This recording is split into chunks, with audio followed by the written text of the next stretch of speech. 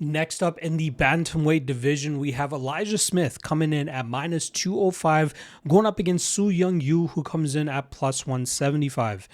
Now, starting off on the Smith side of things here, he is 9-1, coming off of a nasty slam KO over Toshiomi Kazama, one that Rampage Jackson would be proud of. You know, that was a fight where Kazama got a takedown almost immediately. Smith scrambled, ended up in a dominant position, was raining down big shots, all while defending the submissions that Kazama was throwing at him. And then it seemed as soon as Kazama locked up the triangle or was even close to locking it up, Smith took that instant right away and just knew that he was going to slam him on his head.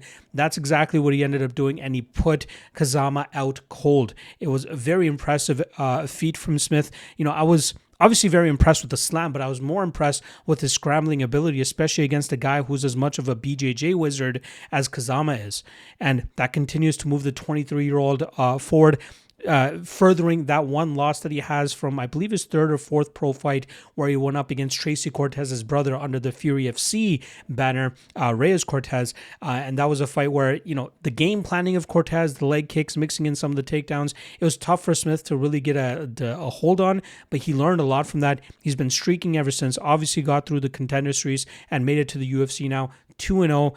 His father is actually a former Tough alum, a guy that used to was on The Ultimate Fighter years and years ago. A high-level BJJ specialist as well, Gilbert Smith, trains out of Colorado. So Elijah has been around mixed martial arts ever since he was a baby. So this is one of those guys that really came into the game kind of well-rounded, didn't really focus on a specific martial art. And you see, especially in the Vince Morales fight, his ability to really mix up the game.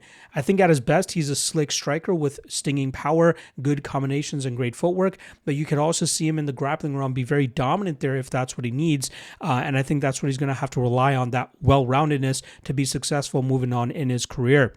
Now he's going up against Su Young Yu, who is a road to UFC champion, got through that tournament and is now 2-0 in the UFC.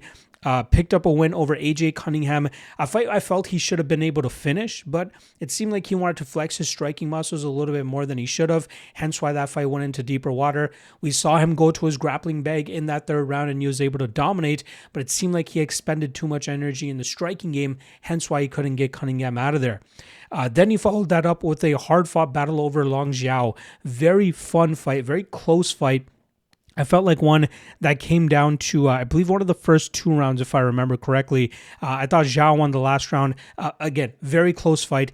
I think at his best, he utilizes his BJJ to really smother opponents and find crafty submissions, but his striking game has very much improved. We even saw that in his road to UFC finale win over Bergang Jilayisi, where he utilized good calf kicks, good timing on power punches to land some big shots, and his durability obviously held up for him very well.